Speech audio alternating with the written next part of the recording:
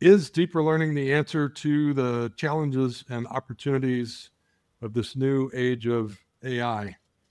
We're going to address that question today with Dr. Michael Fullan, the internationally renowned advocate for deep learning. He's the author of a lot of books, including the newly updated The New Meaning of Educational Change. And with me to interrogate Dr. Fullan, my friend, Dr. Kaleb Rashad, former CEO of High Tech High and founder and creative director of the Center for Love and Justice. He's joining us from Lisbon. Good evening, Kaleb. Good evening. Good evening. Happy day wherever you are out there in the world listening.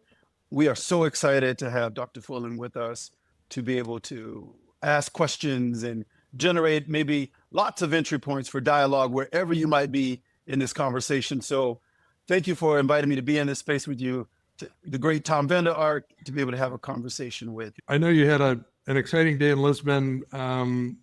You're really helping to light up the whole country on the subject of deep learning. I want to come back to that. But Michael, what a thrill to be with you in Anaheim, California last week. I found out that you've been working there for a couple decades, and what a joy to be able to celebrate the progress that city has made with some inspiration from you. What did you see in Anaheim that made you proud about the work you've been doing for the last few decades? Yeah, it's a big question. And I mean, it's actually got a shorter answer because my intense relationship is only about 3 years old with them. They took our 6 C's, they condensed them to 5 C's, as you know, compassionate learning and the C's, and then they built pedagogy and the capacity of students and teachers and others around that. And so over the last 3 years in particular, although it's been going on about 8, that they have really honed it to a point where you can see what's there. So a couple of things though. One is, I don't think deep learning per se is the answer. I'll give you my answer, but it's not deep learning. It's systemness, but systemness means certainly something highly specific to us. And secondly, we are in the early stages of phase 2 of Anaheim, which means all their success up to now has been steps in the right direction. And the ones we have just worked out jointly with them, the very beginning, is about to go deep, really deep, a deep system change. And it's going to involve other districts. And so we can talk about what that shift has been, but they have really moved forward getting the basics of the new stuff right. But to really go deep in the system change, it's specific, it involves a half a dozen things, and it's describable. And we're able to find it now in successful districts and other places. I'll just say one more thing. We are funded for part of our work by the Stewart Foundation. We just completed a report. You'll be able to get it at the end of March. They asked us to they said, okay, Anaheim is pretty good, but we keep hearing about Anaheim. What else is there out there? And can you identify some districts in California that are in the same domain or direction? And I had my 2 researchers, Sarah Fine, who you know from former Tech High, and now she is at San Diego University, and Santiago Rincon Gallardo, who's my chief researcher. They, along with me, identified 6 of these districts and just are sharing our report next week with Stewart. Just read out the official title: System-Wide Supports for Adolescent Learning and Well-Being, Evidence from 6 LEAs in California. So that's a substantial report, and it nails it. We call it proximity to practice. And the specificity is about the transformation of the whole system, the whole district. But now we want to go for bigger than the district. We want multiple districts and rubbing off at each other until it becomes a change in the state. So it's exciting and it's describable. It's hard to do, but people are doing it, love it. And it's a beginning, I'm going to say, of a new movement. All right. I want to just underscore that this was a very unique AI conference because it wasn't really an AI conference. It was a deep learning conference. It was to explore the systemness, helped to create around powerful learning experiences and ways in which AI can aid in authoring, hosting, and assessing Yeah. deep learning experiences. So I super appreciated the context. It's very different than the other AI conferences that are happening these days, which are mostly about automating bad pedagogy. And Right. this one was so rooted Yeah. in the way you've helped us think about better learning. I really appreciated it. I would love to hear, especially given the relationship you had with Anaheim, and I am sure there are many other superintendents, parent advocate groups, teacher groups, folks who have a deep investment in our schools, given all the things happening in the country, especially the US. I'm curious about what was Anaheim grappling with? What were they noticing in the very early days, if you know this or if you can share? Because I wonder if there are other districts who are, making similar sort of observations or have similar fierce wonderings. Can you say a little bit about what were the questions that the superintendent at the time or in their leadership or their community, what were they asking you about? Well, they started, you might know, with a shock. I think 2015 or 2014, there was violence in the city in Oakland. I don't know. Police had shot a couple of black young people, and there was riots, and there was a whole thing was imploding, exploding. And so it was there that the mayor, Tom Tate, who I never met, and Mike Matsuda, who had been a teacher, was appointed as a superintendent. And they said, we've got to do something, the flip side of what we're seeing. And so that was the impetus, obviously a traumatic, negative impetus. And Mike Matsuda then came across the 6 C's and said, oh, let's work with this as a driver. It's a better driver than academic achievement, which doesn't have any oomph to it anymore. And so they honed the drivers. And the other thing they did that was really critical is they started to fill in new pedagogy and new pathways to society that gave each and every student they go from grade 7 to grade 12, as you probably know, and there are 26,000 students, 20 schools, and they started to build into that, operationalize the 5 C's around the pedagogy, around the destination to be good in society, for society, build up the community support, the business support, the linkage to the university, mobilize the teaching force, and that's when I rejoined them or joined them in person. Let's put it that way. And 4 years ago. Wow, beautiful. I am here, as Tom was just mentioning, in Lisbon. In Lisbon, outside of Lisbon, a province called Waiters Valley, and they just hosted their first education innovation conference, and with lots of support from all kinds of stakeholders in the community, hosted by CNN Portugal. And so one of the things that they were grappling with was, the value of PISA. How important is it?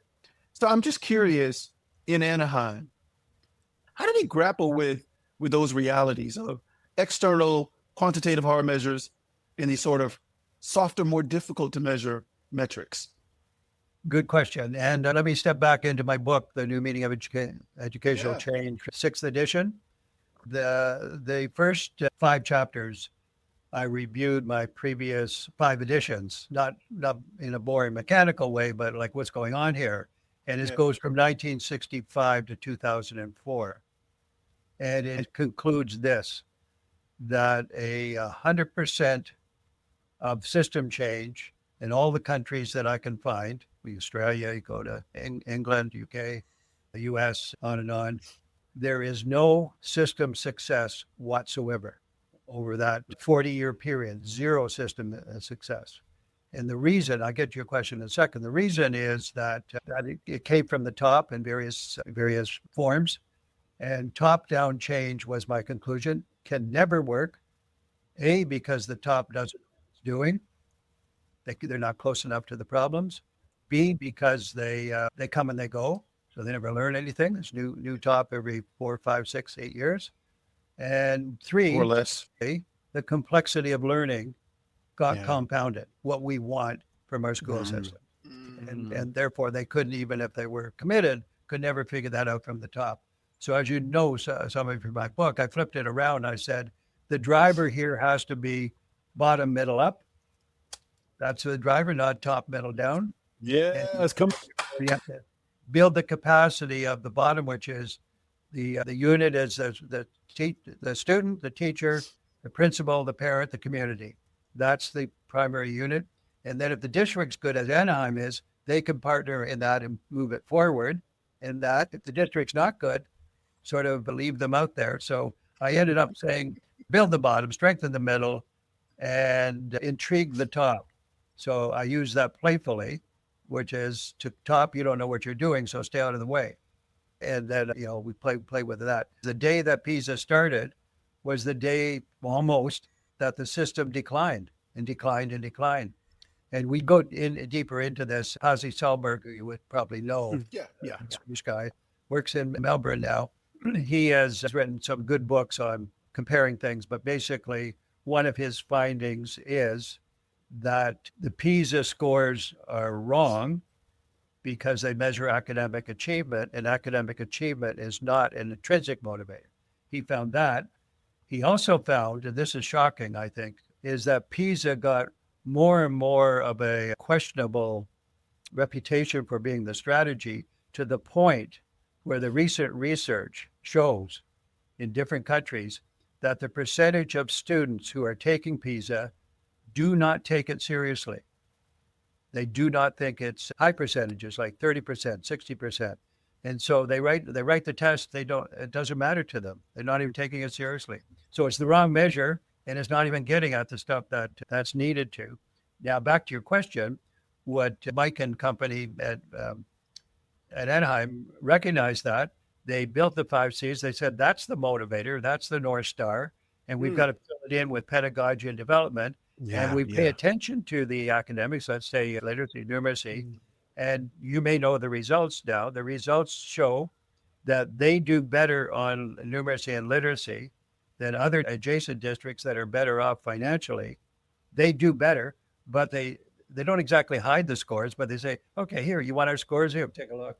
And parents, take a look. But your better score is how well your student is doing and where they're heading and why they want to be alive in this day and age, and what are their aspirations. So they just the test scores are a distraction. Better news, you can actually get them moving upward if you do the core competencies that we talk about as the basis and the motivator. This is what we talk about all the time, the cart and the horse. And unfortunately, people put the cart of accountability before the horse, the driver of motivation and the passion and interest of our young people, and squash that in order to chase what's in the cart. Yeah, we have evidence now that's accumulating. It's just at an inflection point. And I have to say also that as bad as Trump is for this agenda, he is actually stimulated in Canada a unification we haven't ever experienced in our 150 years or 200 years. And it's around the direction it fits our new model, which is, I call it systemness, but what it is in one definition, I just think systemic change people. We actually do work with Peter Senge, and Peter says, he himself says, I find that word clunky, he said. That's the word he used. And so I said, okay, let's make it less clunky. Let's call it systemness. Systemic is what you study, and systemness is what you own, is what you are.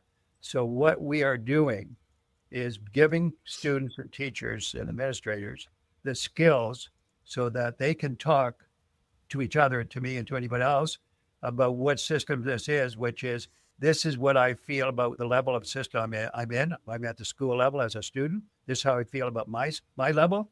And I want to know more about it. I want to learn laterally. I want to change it. But I also want to know about the next level up, the middle.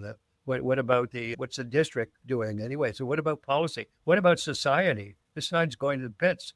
I got to know about that. So the whole thing is gelling in the right direction. And I want to give the 5 elements that we do, and I don't mean we do it step 1, 2, 3, 4, 5, but roughly speaking, this is the interactive mode, this core strategy. The first one, some people call it the North Star. It's the social purpose, the sense of purpose. The word I've just landed on in the last couple of years is spirit work. So the big driver is spirit work. Everybody likes that term if you can understand what it means, but it means your commitment to the human advantage, your commitment to the betterment of society. And in Anaheim, they do it around getting better in society and for society. So they have pathways to being in society as a good learner, and that you'll do better and you'll change society. So that's one of five. Second five are the global competencies, which starts to give flesh to it. Could be five, like way out, and we've got six. That's okay. The third one, I'm going to call it the learning pathway. It's the quality pedagogy that has to change. The role of students as co-developers, the role of teachers working and learning from each other, the role of the principal and teachers working together. So that's the third one. The fourth one is measuring progress, which is measuring basically the 5 or 6 C's. That's the competencies that everybody has and how they get to it. And the final one is it's kind of overarching transformation of the culture of the society, because it flows back on. It's all the things we talk about quality leadership, quality cultures. They obviously operate all through the five, but I put them at the end as a double back overarching look at, okay, how are we going to produce this system? We can only produce it by the transformation and upping the participation of leaders, including students as co-developers, et cetera. So that's what we're finding. I mean, we're advocating it, but we're finding it in the successful cases. A thing that I would highlight is the sort of democratization of power, the sort of building of the base and mobilizing the middle.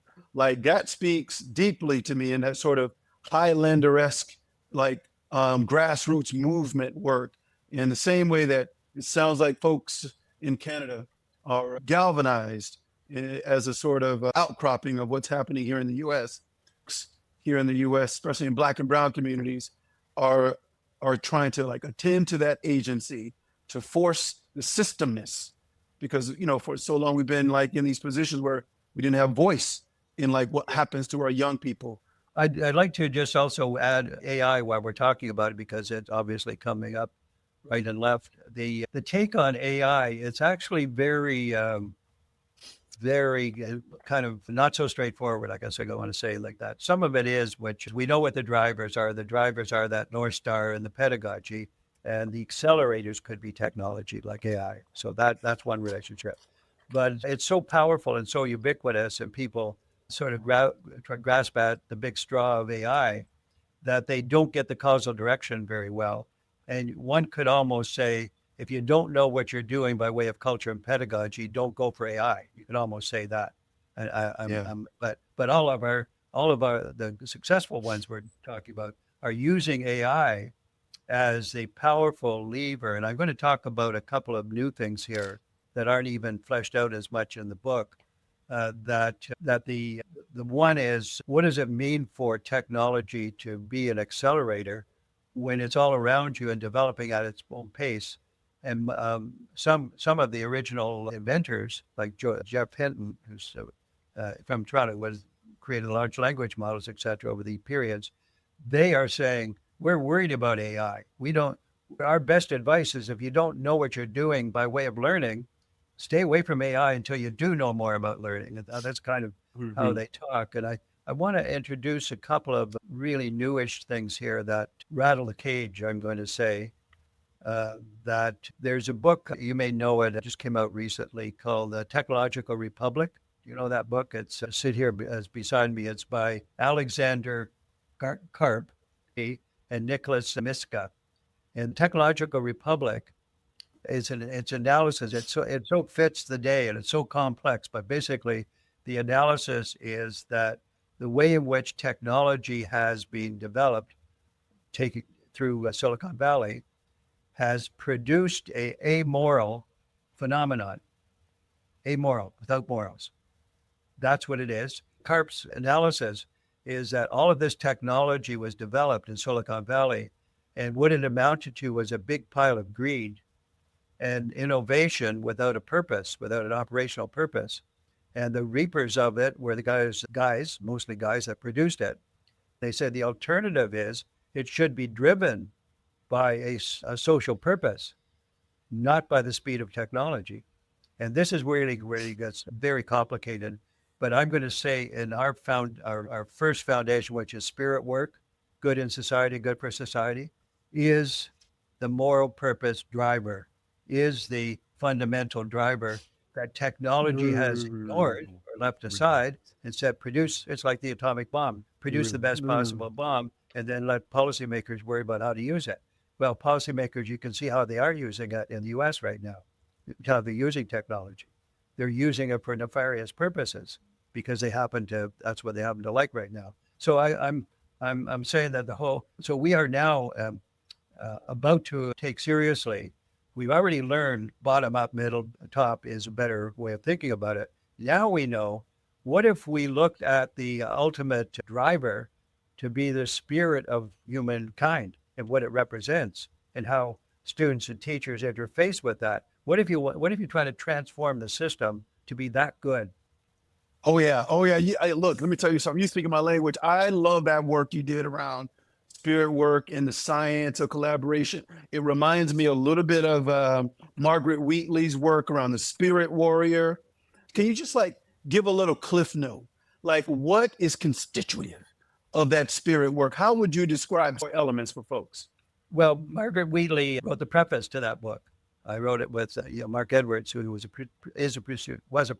superintendent in the Northeast U.S. It's exactly what she's talking about. But she has never got her solution to live widely in systems. She's been trying for longer than I have, 50 years, whatever. So it's compatible with that. So in the Spirit book we did, Spirit and Science of Collaboration, Mark helped in this because he was based with a lot of this. We identified 7 districts that were really on the move, that people said, no success anywhere. We said, well, here's 7 successes. And they're large. Some of them had 200 schools. Louisville, Kentucky, for example. Some of them had 25 schools. So they were all over the U.S. And I think we did capture the right combination, the spirit work. None of them used the term spirit work when we started the study. Halfway through the study, when we were showing them our findings from their data, we said, this is what we think is happening. And they, within a nanosecond, each of them individually, separate from each other, said spirit work is exactly what we're doing. So that was the opening of the door. What we've been doing since then, because we could prove the collaboration, we could prove the care for students, we could prove some of the strands in that, but those 7 districts weren't informed by what we know now, 5 years later, after COVID, what we know now. So now we're able to identify, and districts are joining to do this. It's Meg Wheatley come alive, I guess, in the form of, obviously it's collaboration, it's teamwork and that, but there's a certain commitment to spirit work in the practical sense of what does it mean to live well and to get better. Come on. Talk about it. Yeah. Let me, Dr. Martin Barrow, and he introduced to the world this idea of liberatory psychology. This liberatory psychology is like practice in psychological sectors. We at the Center for Love and Justice started thinking about this as a way to awaken the spirit.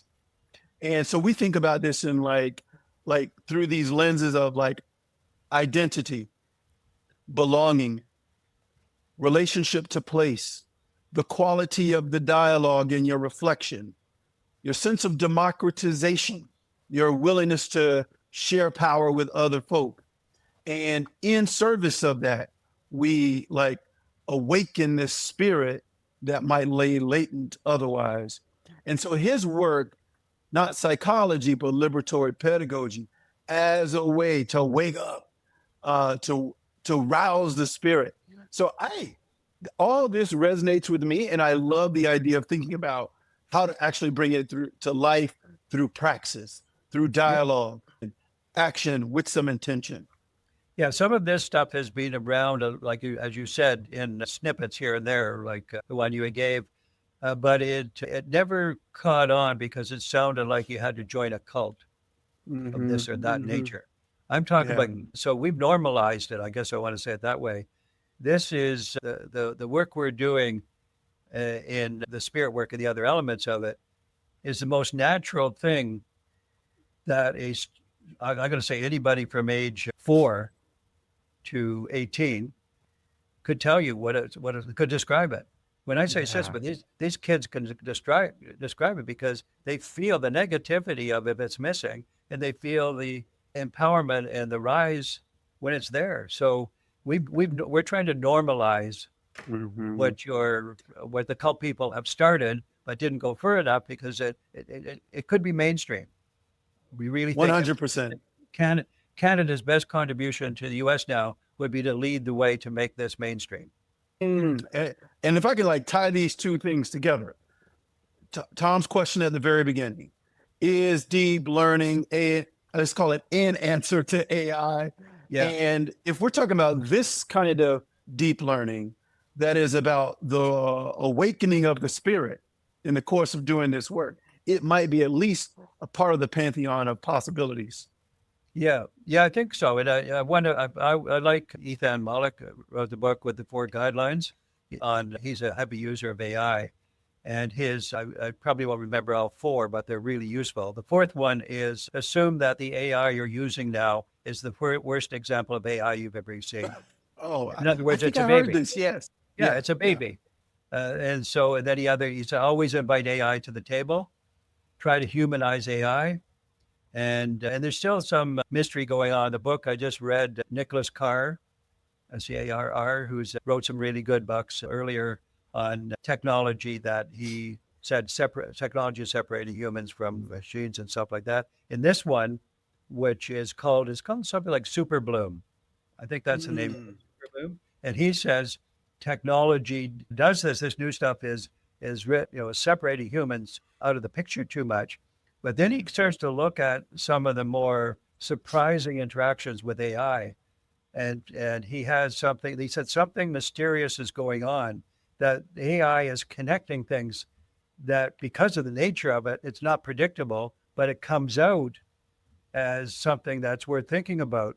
And it literally is not because it's sensing this, it's just because these complexities start to learn from practice, learn from those that are closest to practice, and they are seeing things that are mysterious. And so I think there's some unknowns about AI. And it's not that the AI is going to get conscious. It's just that it's in a sea of interaction and power that we don't know what's going to come out of it. Some of it will be marvelous and some of it will be destructive. And this is like mysterious is the best word I can use. Now, I don't know how we're supposed to have a 30-minute conversation here, Tom. Right. I mean, given like the what some communities might be feeling as despair all over the place, like we need to have more of these kind of conversations with multiple entry points into these dialogues in action. In the next 24 months, your work and our work and others I know, these things will start sprouting as more describable, more prevalent things in reality. So this is the work of the next more than 24 months, but let's take 24 months at a time. That's a good compact timeline. To try to wrap this up, I'm going Good luck. to look at I'm going to reflect on my opening question, and then Kaleb, I'll allow you to give a closing benediction. As Kaleb just said, we've been exploring the question, is deep learning the answer to the challenges and opportunities of AI?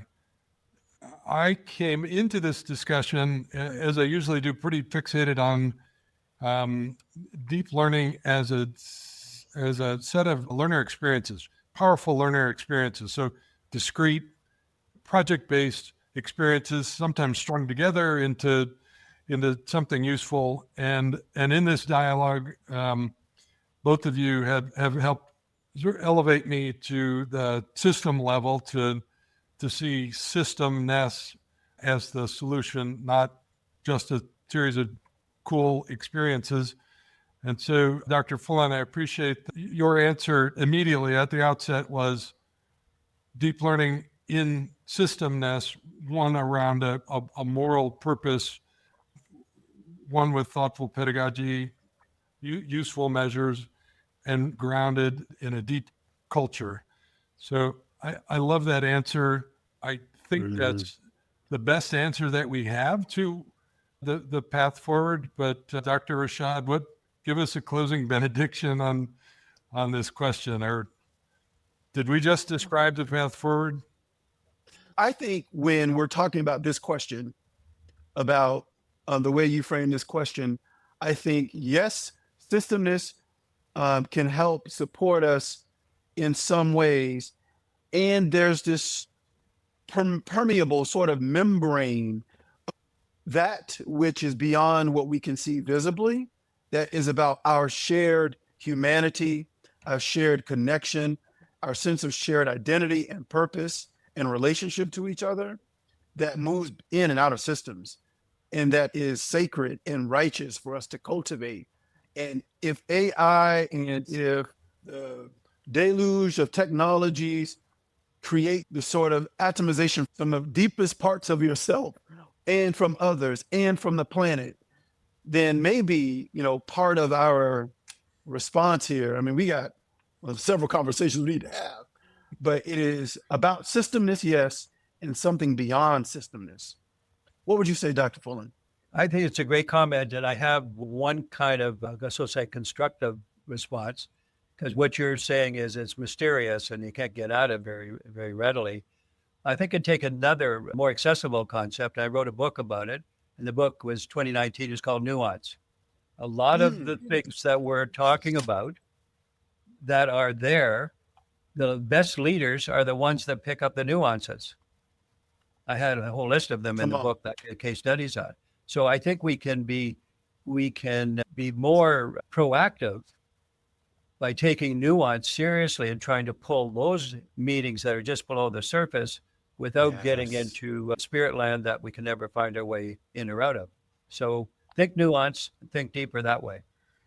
Thank you to Dr. Kaleb Rashad. You can find out more about his work at the High Tech High GSE site, hthgse.edu. You'll learn there about his Center for Love and Justice, where he's transforming the world. He's in Lisbon today, spreading the gospel. And Michael Fullan, deep appreciation for your third. Check out the 6th edition of The New Meaning of Educational Change. There's a lot of new and improvement in this book, so please go get the 6th edition. You'll be happy you did.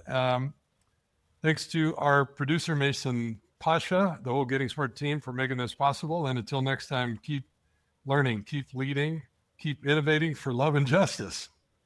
Thank you all.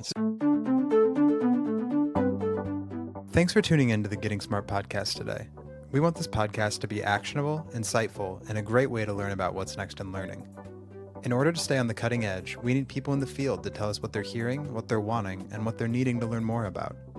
Got a topic or a guest in mind? Send your recommendations to me, Mason at gettingsmart.com. And if you like what you're hearing, don't forget to leave a review in Apple Podcasts or subscribe wherever you listen. Feel free to share the podcast on social media using the hashtag GSPodcasts. Thanks so much.